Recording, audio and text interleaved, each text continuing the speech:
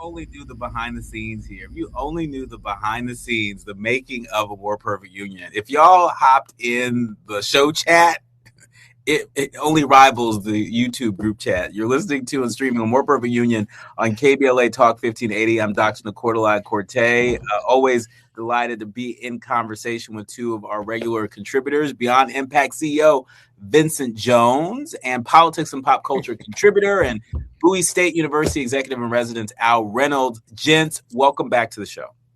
Absolutely. You know I got a gripe every week, Dr. Nii-Quartelai. You know, I saw the post promoting Vincent Jones.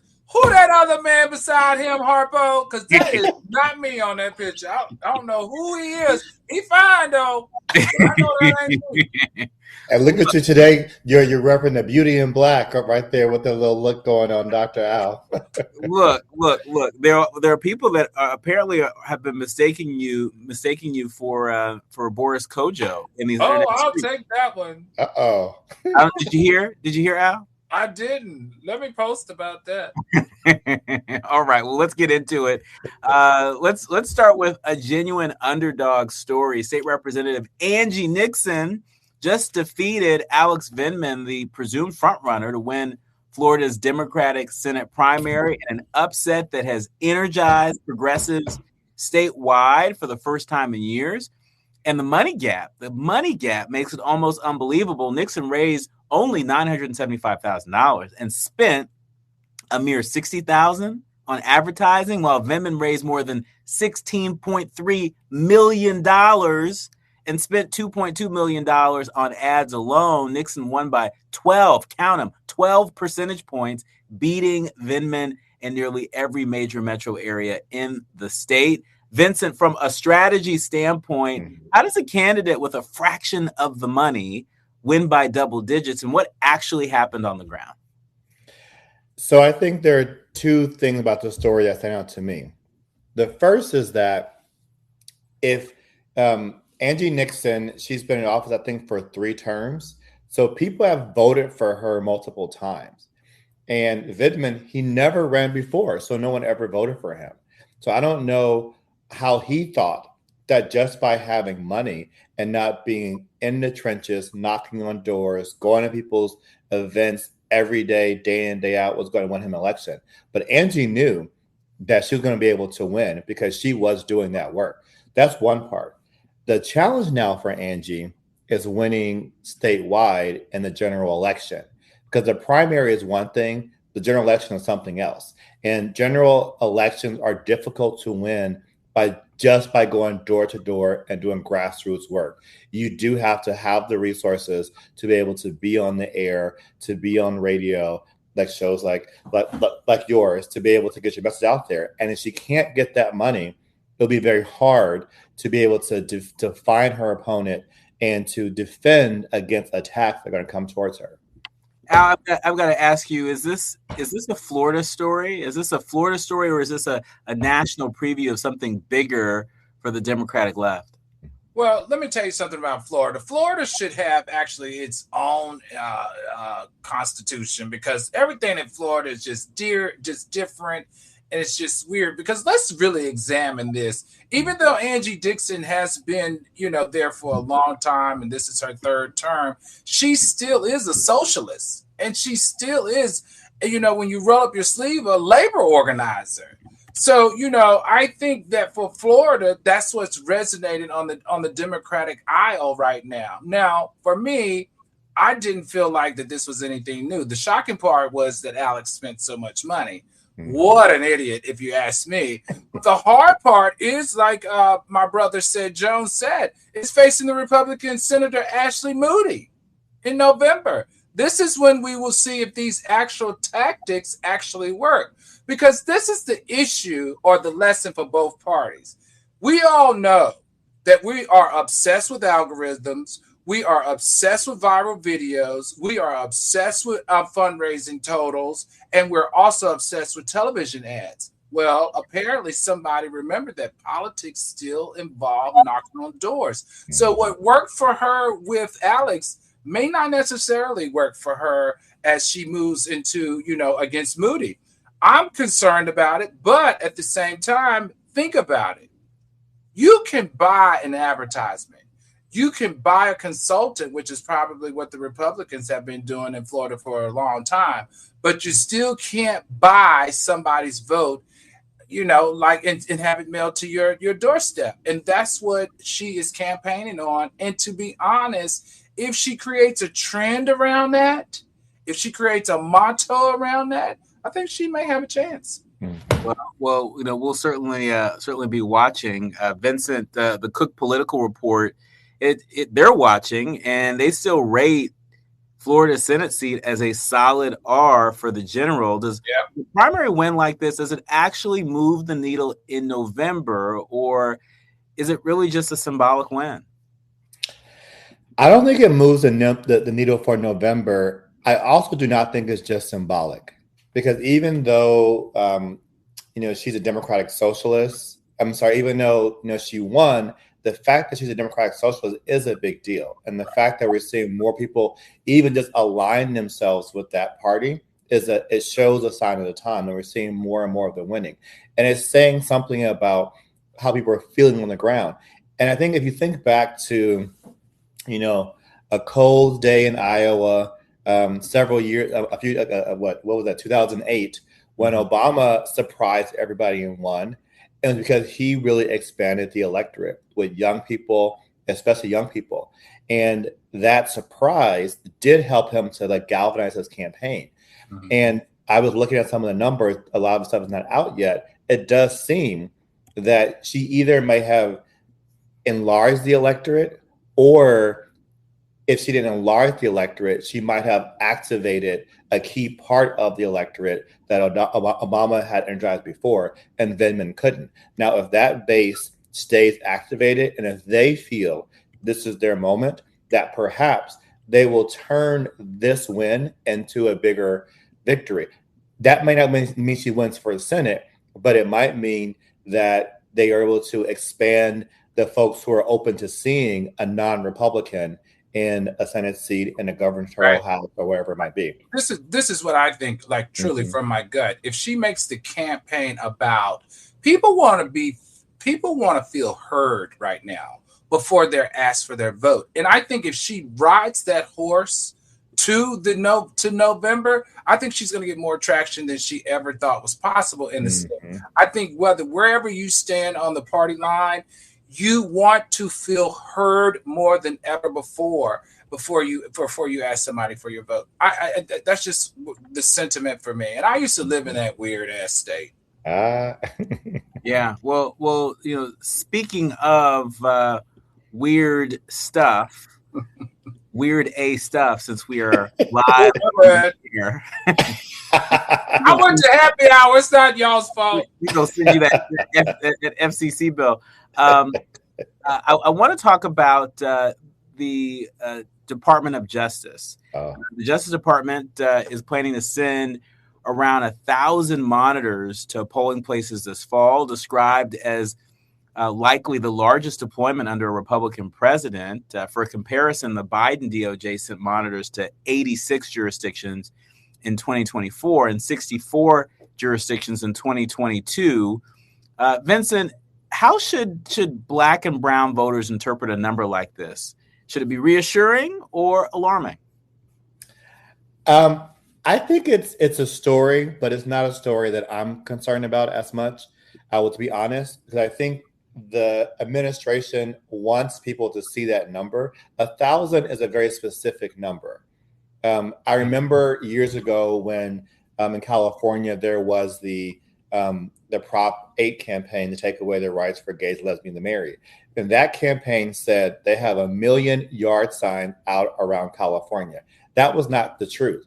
But they said it because what it makes people think, there's a lot of support for that issue. And I think by this administration saying they're going to have 1,000 poll monitors out there, it's sending a signal to their base, and it's sending a signal to our base that we need to be afraid.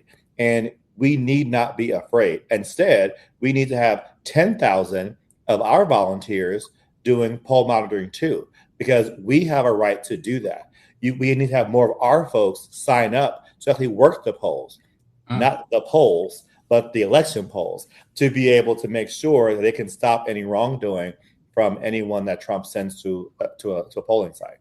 Yeah, Al, I want to ask you about Michigan. During the Michigan primary this month, monitors were sent specifically to Detroit, Hamtramck, Lansing, and East Lansing, all heavily Democratic cities. Al, does the pattern of where they're deployed, does that matter as much as the raw number? Listen, I get very emotional when I hear this number because everybody needs to understand something. This is the largest such deployment under a Republican president ever. Okay. And it's not by mistake. Now, let's be very clear. Federal monitors themselves aren't new. We know that. You shared that.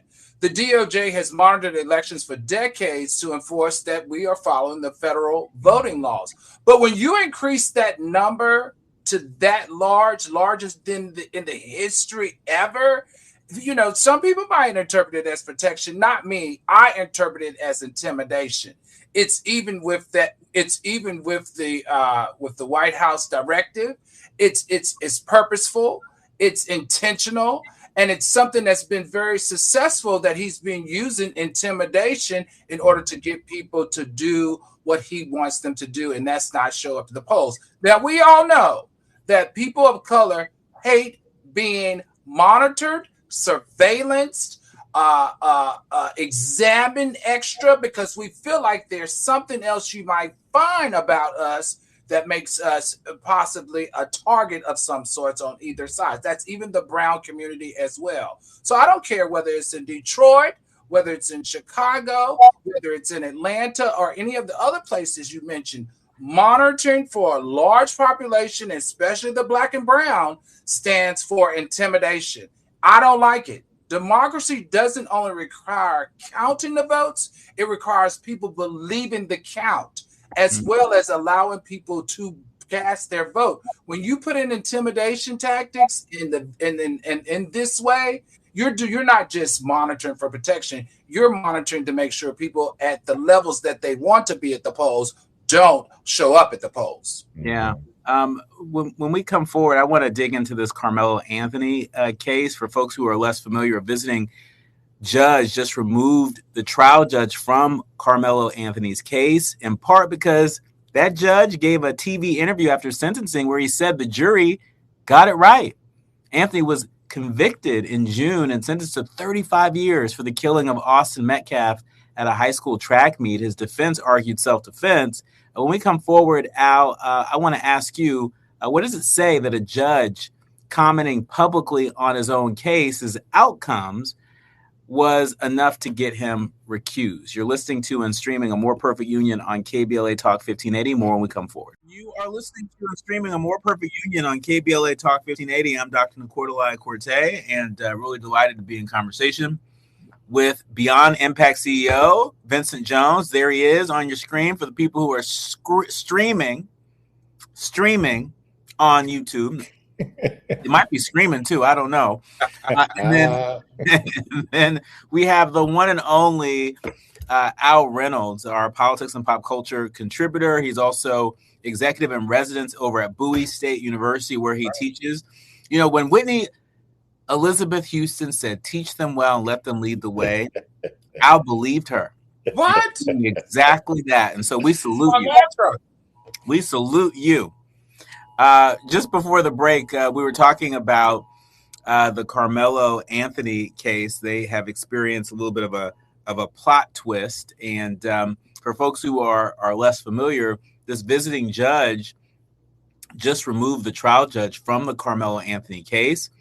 He was basically on TV in an interview running his mouth and said the jury got it right. And so, Al, you know, what does it say that a judge commenting publicly on his own case's outcome, that was enough to get him recused? Well, listen, you know I serve as a judge on YouTube, baby. So this makes me an authority in this thought topic right here, right? So anyway, let me tell you something. The lesson learned, all press is not good press. What we know when it comes to those chambers, especially for judges in those black robes, these types of cases really put them on the front page of their jobs as judges. So a lot of them use these opportunities to also not only advance their career, but introducing their speaking bureaus, they're writing up books and all that type of stuff. So when you get a call from a major network saying, hey, come talk to us, you possibly, some of them could view it as an opportunity to expand their brand. This is why I say all press is not good press, because this is what happened to this judge for running his mouth too much. Now, what I thought was super clever, and you got to always be thinking about this, everybody across the board.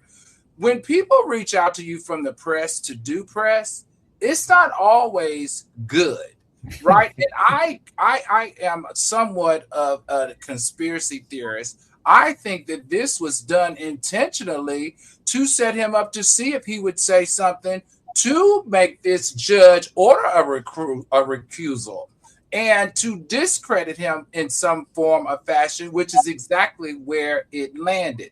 Now, I personally like this idea because Karmelo Anthony will be serving 35 years, okay? And he's 17 years old. You know, one thing I know about teaching these 18 years old is that they are really smart, but they are also incredibly stupid. And they do dumb things. Now, should that affect 35 years of their life for taking someone's life? People have to decide that on their own. But for me, I don't know that I feel comfortable taking a person's entire lifespan for them for a dumb mistake that they made in fear or in conflict. That's just me personally. I know that I'll probably get a lot of pushback on that, but that's another discussion. Now, I do want people to understand this, though. This does not mean that Anthony is innocent. It does not mean that he'll automatically get a new trial. For me, the lesson here is for judges, for attorneys who use these opportunities to try to expand your brand. Being fair is the expectation, but appearing fair is even more of an expectation. And when you do these types of press runs shortly after, when the wounds are still open, appearing fair is not something that it has come across in public opinion. Yeah, Vincent, you know, this case, it drew national attention partly because of how it got amplified in you know, racial justice terms online. We all know that, you know, Karmelo Anthony's black, Metcalf was white. Even though both sides' lawyers told the jury that race wasn't the issue. Vincent, how do we talk about a case like this responsibly without erasing race or manufacturing a narrative that the actual trial didn't support? You can't erase race. It is always present. And I will never forget when I learned several years ago that there is several credible studies have been done that's shown that white people looking at black young people, they see them as being older. They see them as being more that they believe they should be held accountable more for their actions. They don't see them as being young people. They really erase their innocence. And so if you're going to have a situation when you have this David and Goliath in the eyes of a judge and a lot of people in the jury, he can't get innocence. He can't get a fair trial. Even if he's found guilty, the judge still has to do the sentence. And they're going to do a harsher sentence because they don't see him as a kid. Now, there was another kid, a white guy, who, I forgot his name, who raped someone and got off, like scot-free. And so it's like there was, so race is definitely a factor. It's definitely something that I want people to look at this judge's record and to see, are there any things in their history, in his history, that make us think that he should be taken off of other cases. One of our projects, one thing that they do, they sit in courtrooms around LA County to be able to see how judges are interpreting the law, because we're not in those rooms. Lawmakers make the laws in the capitals, but it's the judges who interpret them right then and there. And as Brother Al was saying, they can't just, it's not just about appearing fair. They have to actually be fair. They have to apply law fairly and appear fairly. But we have to hold them accountable. So now that we know that this judge may or may not be able to do what he's supposed to be doing, the people on the ground in the community have to hold him accountable and make sure he knows that we're watching. Well, let me tell you something. I have to jump in here really quickly. Sorry, because this just fires me up. everybody, let's not forget of the 12 jury members that there was not one black jury member Exactly. on that case. So this is an opportunity that we need to go in there and recalibrate, because you cannot have such a racially profiled, intense public trial like this and not have people of color, nobody brown, nobody black on the jury at all. For me, I couldn't be a judge in that judge room and allow the case to go forward without that. Period. That part. That's in just Texas. Sorry, Nicole. No, I appreciate it. And to your point, Al, for all of our leaders, learners, and listeners that are tapped in, this also underscores the importance of participating on juries. And jury.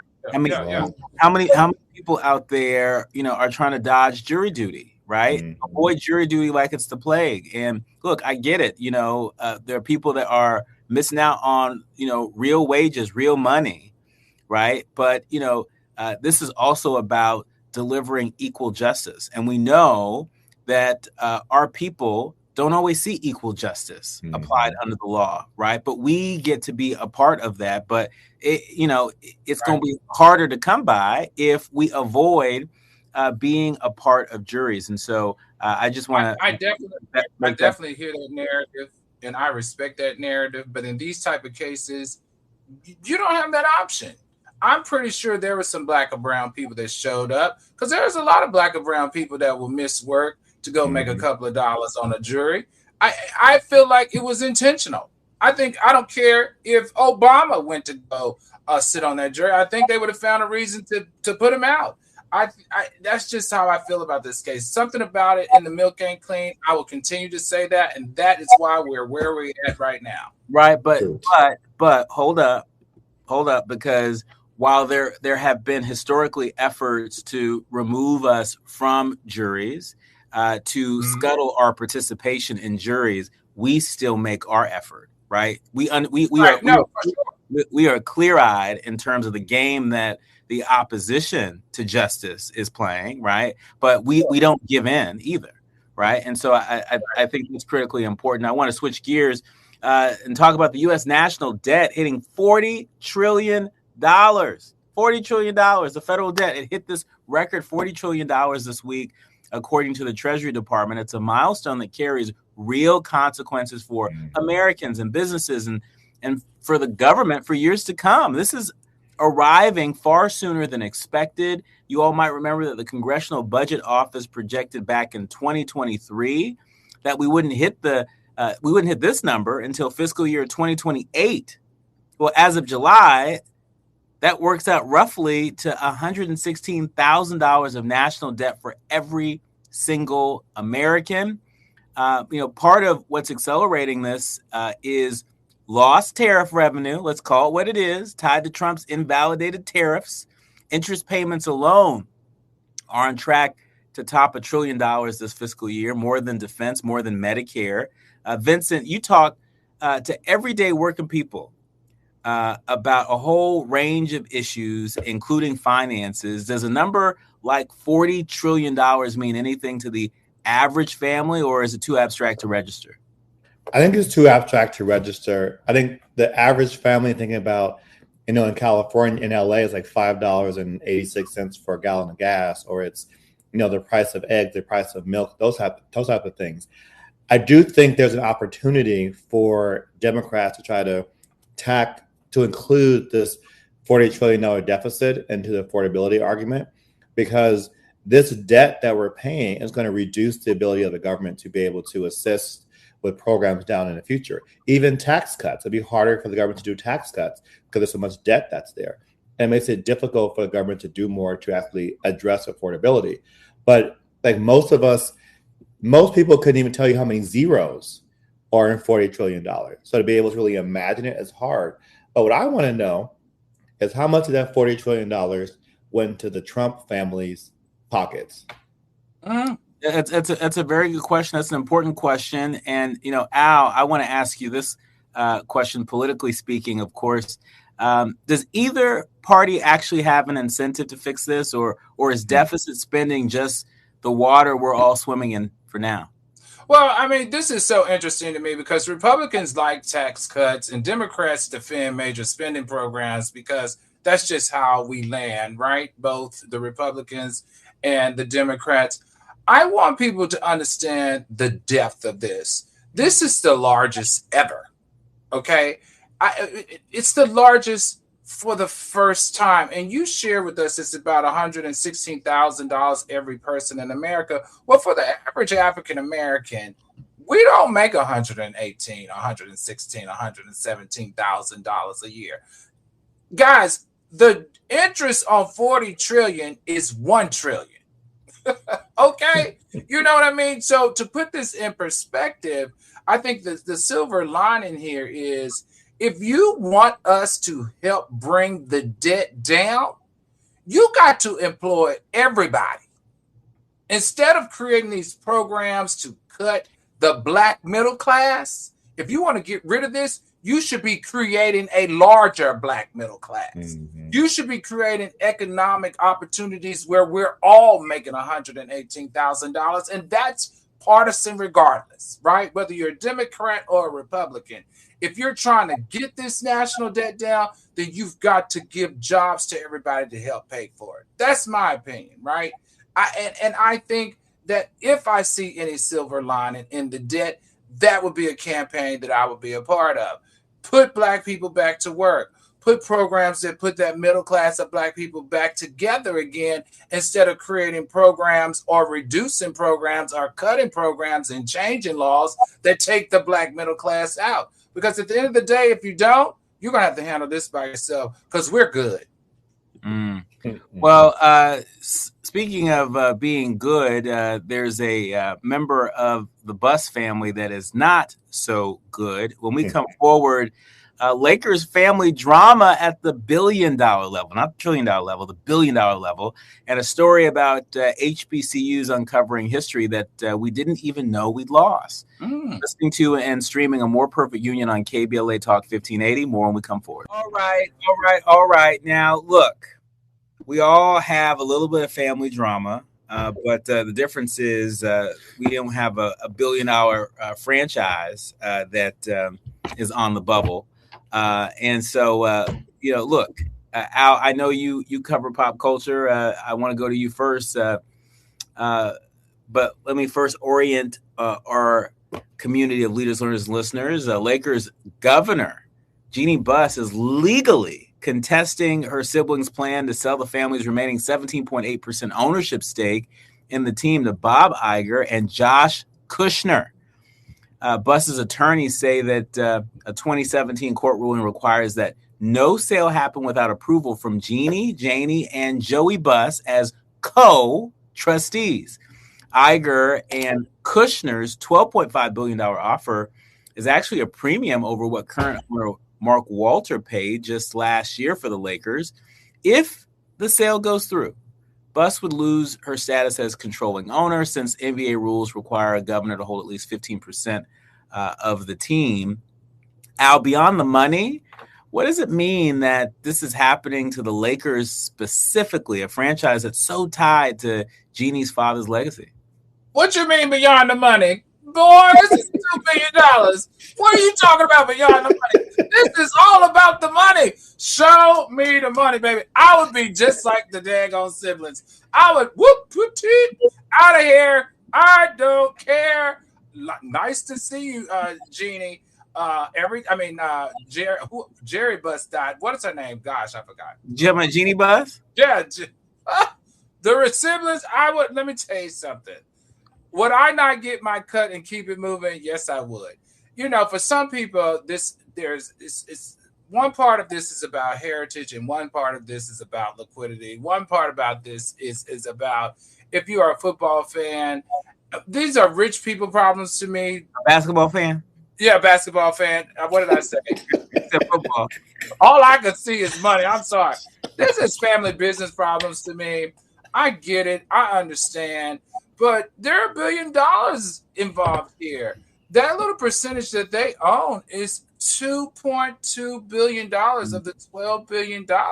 Yeah. Vincent, any parallels here to the broader conversation about generational wealth and ownership and what happens when families disagree about how to pass things down? Absolutely. They're going to be rich regardless. That's the lesson here.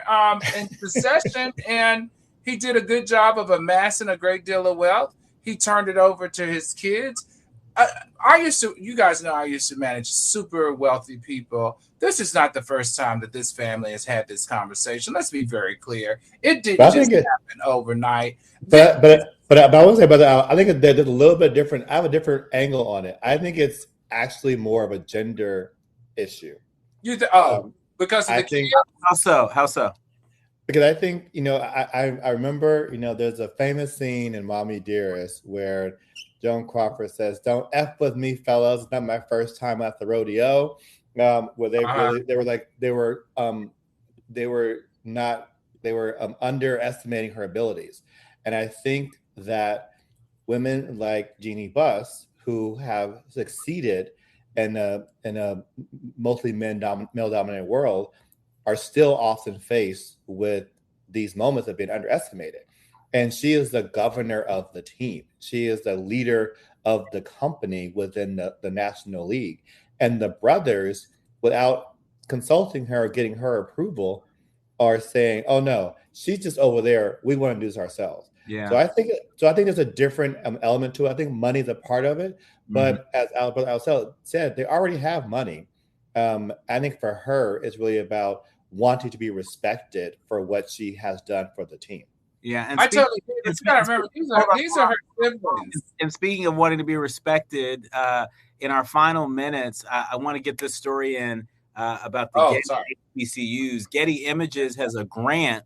They have a grant program that's been digitizing HBCU archives since 2021, providing schools with resources and technology to preserve their history, while the institutions retain full ownership of their own images. Once digitized, these photos, they get licensed through Getty, and half the royalties go directly back to the school, 30% funding scholarships, and the rest reinvested into future digitization.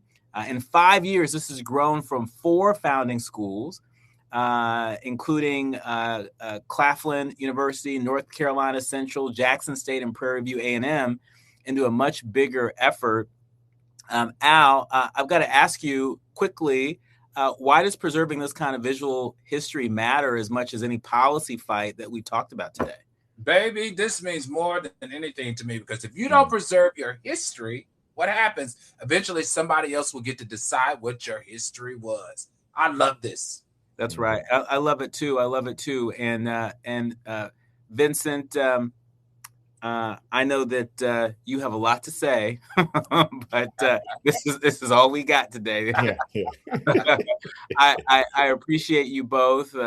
Always great unpacking these issues with you. That's 2 hours, y'all. We went from Congress to Congo, from the courtroom to the crypto.com arena, from a documentary about grief and rebuilding to a couple celebrating 46 years of choosing each other. That's the whole range of what it means to pay attention to this world and still show up for each other in it. If you're in your car, thank you for riding with us. If you are streaming on YouTube, we appreciate you as well. My thanks to the entire village, helps to produce a more perfect union each and every day. Our executive producer, Tavis Smiley, our sound engineer, Brother Andy, our show producers, Art and Faraji, and each and every one of you. Remember, don't panic, organize. Do what you can from where you are with what you have, but by all means, do something. I'm Dr. Nii-Quartelai. He's Al Reynolds. He's Vincent Jones. And you've been listening to A More Perfect Union.